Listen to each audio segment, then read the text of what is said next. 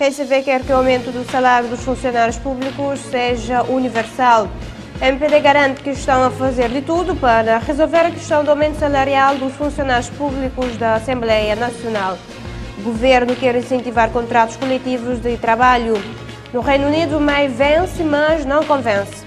Ex-ministro morre na prisão com Maduro focado além fronteiras. Aumenta o número de vítimas mortais de Estrasburgo.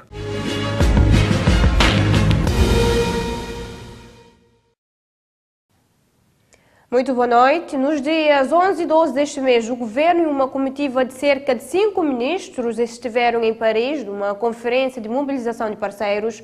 Na sessão plenária desta quinta-feira, a deputada do PSV, Janiro Afaralmada, questionou o Governo sobre a ideia apresentada em Paris, bem como os recursos que conseguiram mobilizar. O Governo, em resposta, afirmou que aquilo que se conseguiu em Paris foi um sucesso em nome de Cabo Verde. Janiro Afaralmada, deputada do PSV, realçou que, para o seu partido, é importante que sejam mobilizados recursos e que sejam promovidas ações por forma a apoiar o país no seu desenvolvimento. Porém, assegurou ter algumas dúvidas sobre a ideia ou a visão que o governo foi apresentar em Paris. Mas, congratulando-me com esta iniciativa, tenho dúvidas que não posso deixar de manifestar cá. O que é que de novo for apresentar a Paris, porque eu não consegui, e confesso aqui humildemente, descortinar qual foi a vossa visão. O que eu vi lá foi a visão do PSV, fundamentalmente estabelecida no segundo Fórum de Transformação, e as conclusões são públicas. Janiro Afaralmada, ainda sobre o mesmo assunto, questiona o governo que surgiu de novo e contesta o mesmo que foram tratar em Paris. Eu não percebi o que é que em Paris surgiu de novo. Não percebi. E vou-lhe dizer, um por um, aquilo que foi anunciado.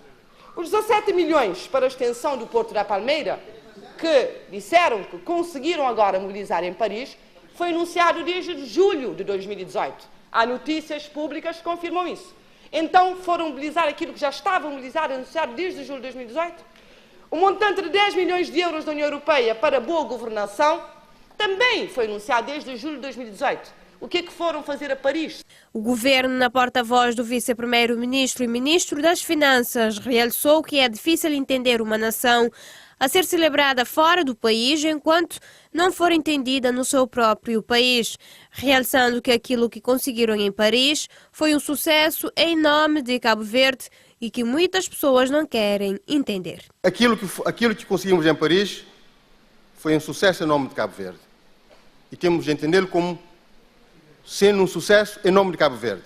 O que é que foi diferente? Senhora deputada, se a senhora ficar dentro daquilo que são os conceitos em que tem estado a elaborar, nunca vai entender aquilo que foi apresentado em Paris. Porque nós estamos numa transição do ponto de vista do modelo económico, do ponto de vista do financiamento, do ponto de vista dos pilares que formam a estratégia para o desenvolvimento de Cabo Verde.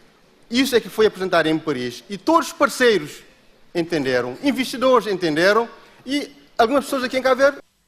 Olavo Correia sublinhou que não foram a Paris pedir os cheques, mas sim apresentar um país de oportunidades. Nós não fomos lá à procura de cheques, nem de donativo, fomos lá apresentar um país de oportunidades. Esta é a diferença.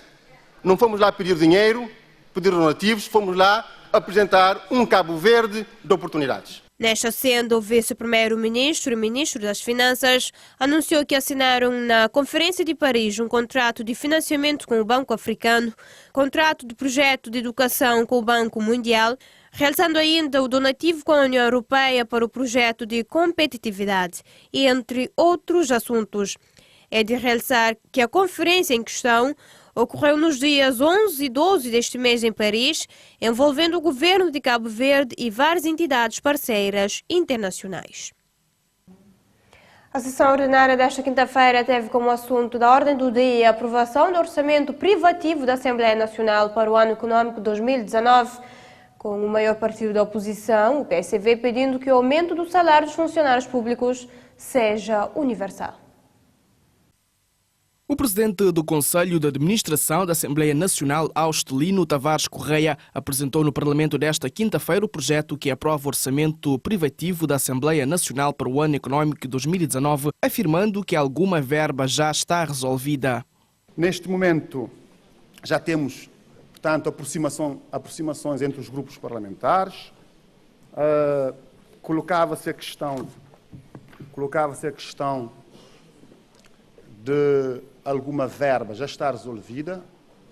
Vai haver, portanto, como é que dizer, passo a expressão, deslocamento de verba da rúbrica segurança, estava orçado em 12 mil contos.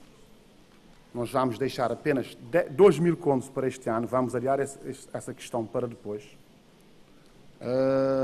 E vamos também na rúbrica que tem a ver com material de escritório. Austelino Tavares disse ainda que o governo vai alocar 1.000 contos na rúbrica que dará conforto no novo regimento da Assembleia Nacional. Já o maior partido da oposição, na vez do seu líder Rui Semedo, este apontou algumas exigências dos funcionários públicos da Assembleia Nacional.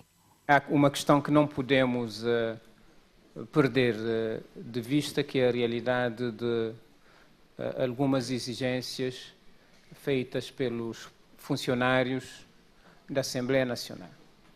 E nós aqui queríamos, de facto, levantar duas questões. Primeiro, não podemos eternizar o processo de elaboração e aprovação do PCCS da Assembleia Nacional. Nesse aspecto, os funcionários têm razão, porque já se restou tempo demais para a aprovação desta iniciativa. E já assumimos compromisso de agendamento que não foram feitos. O PAICV não entende o porquê de os funcionários públicos da Assembleia Nacional não terem um aumento salarial. É neste sentido que Rui Semedo afirmou que o seu partido já tornou público o pedido do aumento do salário universal aos funcionários públicos da Assembleia Nacional. O PAICV já tornou público que, para ele, seria bom, e irá avançar esta proposta, que o aumento de vencimentos aos funcionários públicos fosse um aumento universal para todos os funcionários. Se esse aumento é para todos os funcionários, não entendemos também que os funcionários da Assembleia ficassem de fora do âmbito desse aumento. São essas duas questões que deveriam ser, digamos, acauteladas. O montante previsto de receitas para o orçamento privativo da Assembleia Nacional para o ano económico 2019 é de 1.013.079.002 escudos, a mesma quantia prevista no limite de despesas. Após as exigências do PSV sobre o pedido de aumento salarial dos funcionários públicos da Assembleia Nacional, o MPD Resposta afirmou no Parlamento desta quinta-feira que o governo está a fazer de tudo para resolver esta questão do aumento salarial, destacando que o orçamento para 2019 está contemplada verba para PCSS. Em resposta ao pedido do PAICV para aumentar o salário dos funcionários públicos da Assembleia Nacional, o líder do grupo parlamentar do MPD, Rui Soares Figueiredo, disse que o governo já deu garantias a esses funcionários de que estão a fazer de tudo para resolver esta situação. O deputado referiu também sobre o PCCS, que está previsto desde 2012, quando o PAICV estava no poder.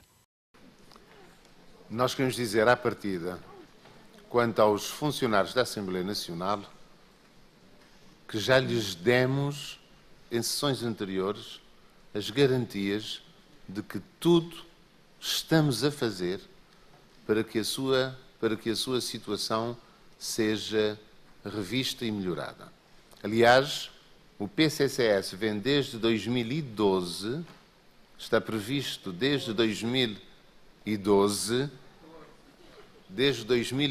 claro que quer diminuir o seu tempo de responsabilidade na matéria, mas não foge ao seguinte, Sr. Líder Parlamentar.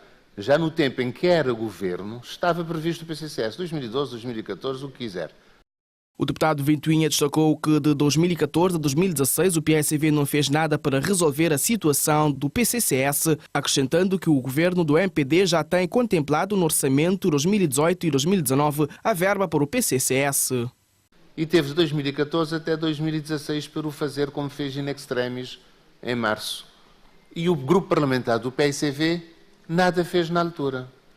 Nós, no orçamento para 2018 e neste orçamento para 2019, está contemplada a verba para o PCCS. Só não avançou, e todos sabem, porque também deliberamos que seria necessário rever a orgânica da Assembleia Nacional para que dessemos acolhimento a uma nova etapa até do próprio Parlamento. Por conseguinte, em relação ao PCCS, a verba está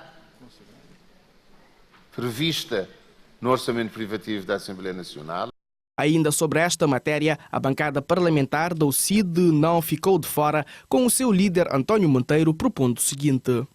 Eu gostaria de propor ao Sr. Presidente do Conselho de Administração, e com a anuência de todos os deputados aqui nesta sala, que tomássemos aqui uma decisão, dizer para quando é que nós poderemos discutir o PCCS para dar resposta aos trabalhadores da instituição, e também dizer, mesmo que seja em março, abril ou maio ou junho, e se for o caso disso, dizer-lhes que nesse caso havia retroatividade a partir de uma certa data. Assim, nós daríamos satisfação à preocupação dos trabalhadores da Assembleia Nacional e teríamos tempo para agirmos dentro da normalidade aqui na Assembleia Nacional. É de lembrar que a aprovação do PCCS está a ter atrasos enormes, o que o governo do MPD garante que este será aprovado em 2019. O governo quer incentivar sindicatos e entidades patronais a estabelecerem negociações para o estabelecimento de contratos coletivos de trabalho nas empresas privadas, afirmou esta quinta-feira a ministra da Justiça e Trabalho, Janine Leles, na cidade da Praia.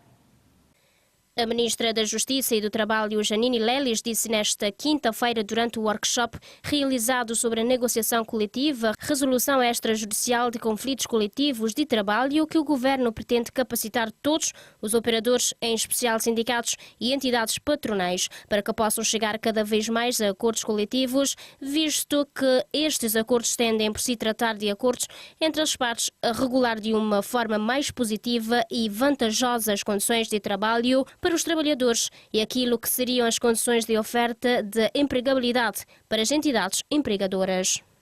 O que se pretende, na verdade, é fazer uma capacitação de todos os operadores, em especial os sindicatos e as entidades patronais, por forma a que possam cada vez mais chegar a acordos coletivos, ou seja, convenções coletivas. Porquê? Porque as convenções coletivas tendem, exatamente por se tratar de acordo entre as partes, a regular de uma forma mais positiva e mais vantajosa as condições de trabalho para os trabalhadores e aquilo que seriam as condições de oferta de empregabilidade para as entidades empregadoras. É um exercício que se faz tendo em vista o escasso número das convenções coletivas que o país tem, tendo em vista, acima de tudo, que a celebração dos acordos traduz significativamente e sempre em vantagens para além daquilo que está previsto no Código Laboral.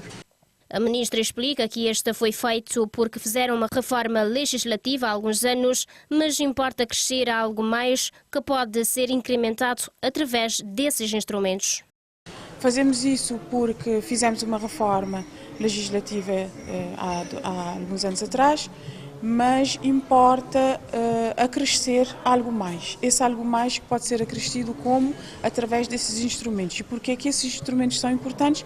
Como eu disse, porque podem trazer mais vantagens para além daquilo que já está fixado no regime normal, que é o regime do Código Laboral que nós temos. A título de exemplo, nós temos estado a conversar e a fazer um diálogo em especial para o setor da hotelaria, a ver se nós conseguimos de facto promover esse necessário diálogo que deverá acontecer entre os sindicatos e as entidades patronais, dizendo isso com as unidades hoteleiras. Exatamente para garantir a maior estabilidade, exatamente para permitir que na verdade hajam planos de desenvolvimento da carreira Segundo a mesma, o Orçamento do Estado para 2019 completa a atualização salarial de 2,2% para o quadro comum. Todavia, trata-se de uma atualização salarial ao fim de 10 anos. Para além das medidas previstas no mesmo, há outras que estão a ser agendadas. O Orçamento do Estado para 2019 contempla a atualização salarial de 2,2% para o quadro comum. Trata-se de uma primeira atualização salarial depois de 10 anos.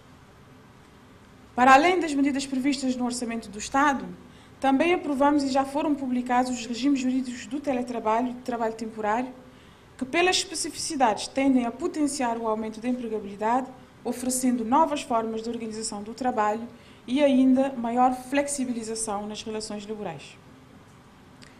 De igual modo, o subsídio de desemprego já é uma realidade. Nesta primeira fase, englobando os trabalhadores do sistema de proteção social obrigatório, com uma vigência mínima de 60 e máxima de 150 dias. Está para ser agendado no Conselho de Ministros a proposta de revisão da Lei do Seguro Obrigatório de Acidentes de Trabalho e Doenças Profissionais, com vista a uma adequação e adaptação às novas realidades e necessidades do país. Cabo Verde tem em vigor apenas 5 convenções coletivas, acrescenta a ministra, sendo elas a Convenção Coletiva da CV Telecom, a CC da Eletra, a CC da TAP Portugal, a Convenção Coletiva da ASA, com os controladores de tráfico aéreo e a Convenção Coletiva relativa às empresas de segurança privada.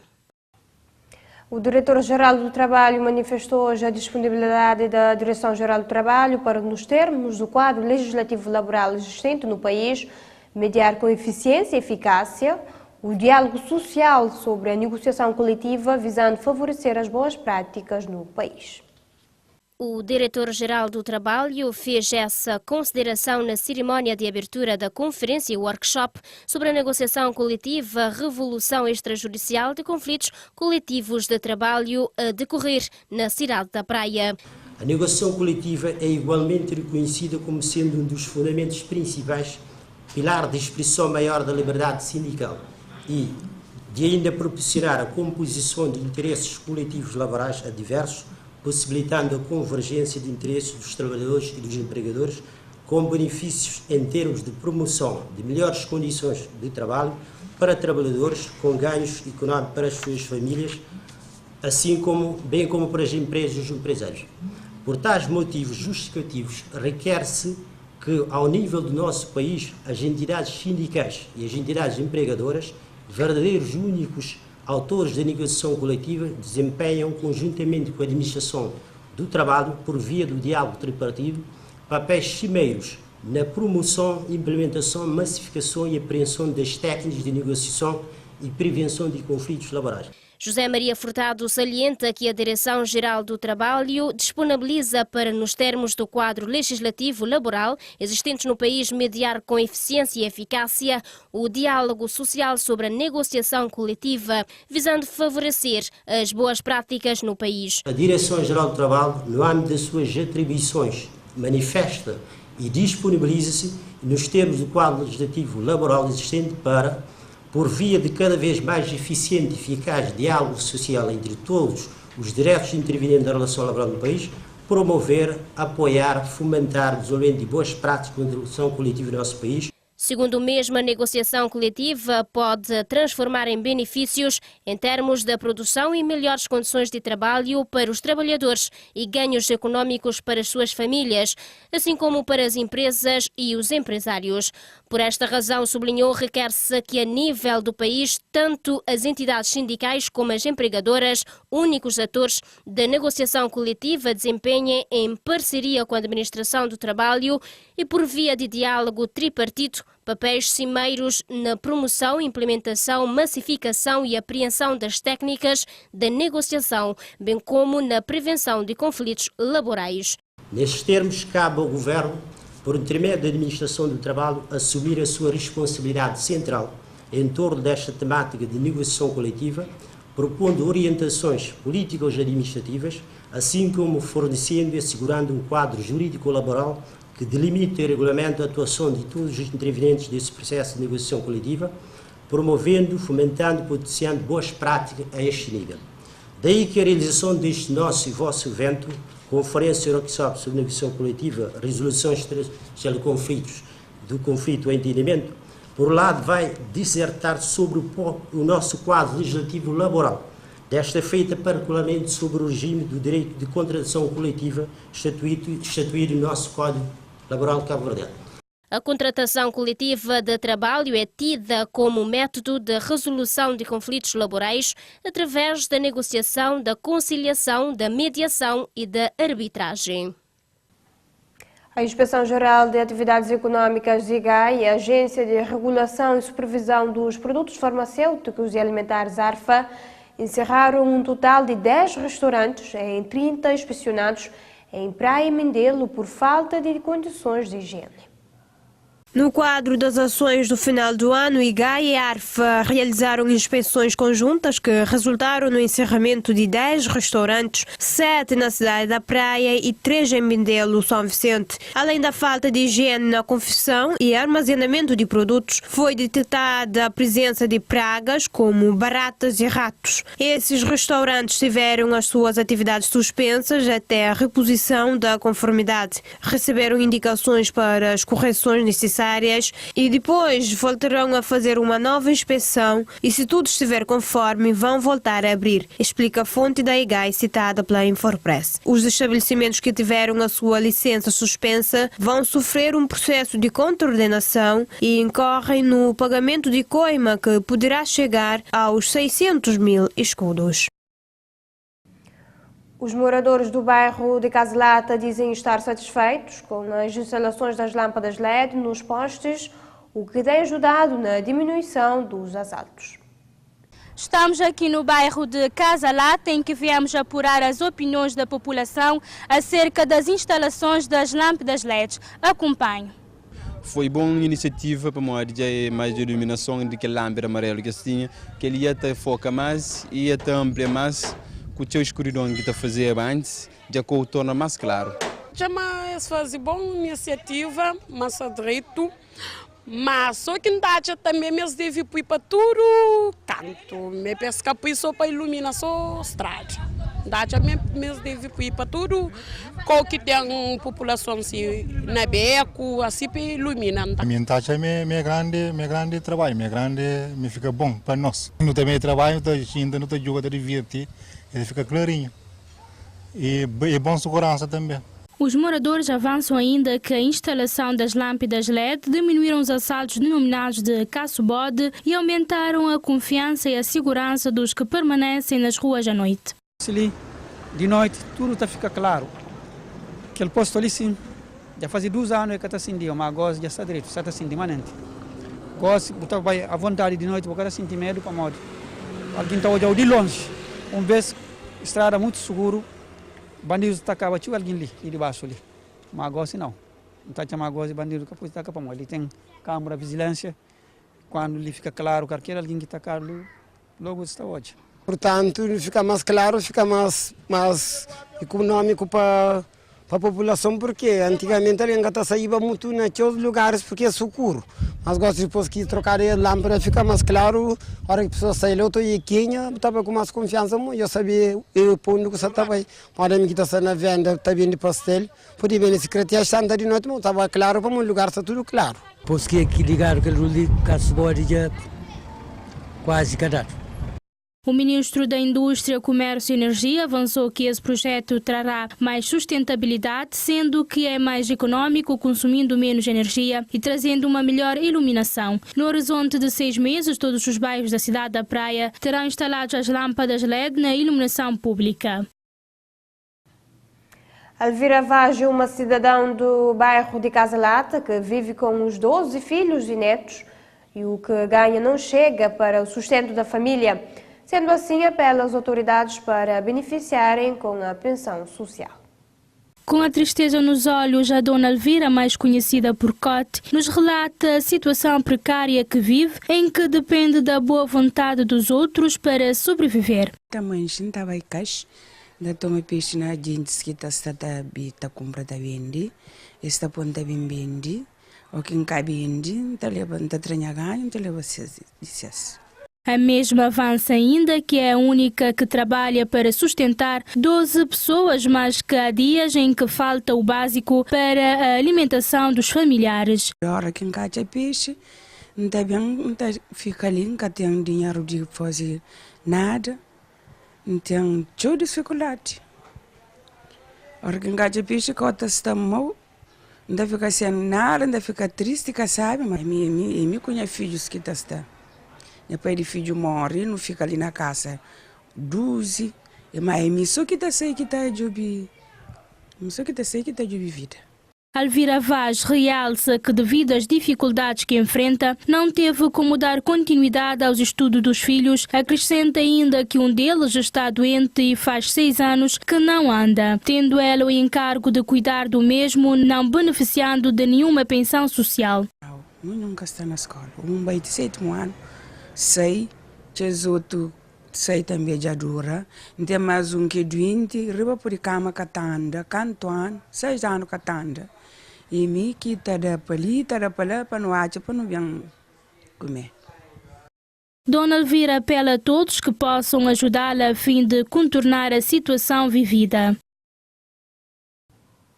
A Polícia Nacional de Santiago Norte deteve na quarta-feira 6 indivíduos por posse de estupefaciente, ofensa à integridade física, posse de arma branca perigosa e tentativa de acesso à agressão sexual, informou a Infopress, fonte policial. Segundo a mesma fonte, estas detenções são um resultado da identificação das operações policiais da Polícia Nacional de Santiago Norte, no sentido de combater a pequena criminalidade. Numa operação conjunta entre as esquadras policiais de São Lourenço dos Órgãos e de São Domingos, de acordo com a fonte policial, foi apreendida uma quantidade considerável de ervas, supostamente cannabis, numa propriedade agrícola situada em Órgãos Pequeno, cultivada por um indivíduo que já foi detido e que já foi entregue ao Ministério Público. Já a Esquadra Policial de Santa Catarina deteve 4 indivíduos, sendo um por posse de cannabis, 2 por ofensas à integridade física e por tentativa de agressão sexual. Em Santa Cruz, a Polícia Nacional local procedeu ainda à detenção de um indivíduo de 20 anos por posse de arma branca perigosa, denominado machim, que supostamente teria utilizado para praticar crimes de sequestro e roubo